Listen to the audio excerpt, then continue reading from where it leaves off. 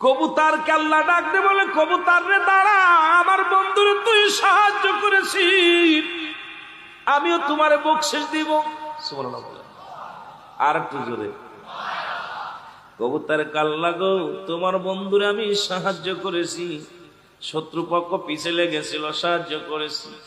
আল্লাহ বলে, কবুতর রে, কিয়ামত পর্যন্ত তোর বাসা বানানোর চিন্তা থাকবে না।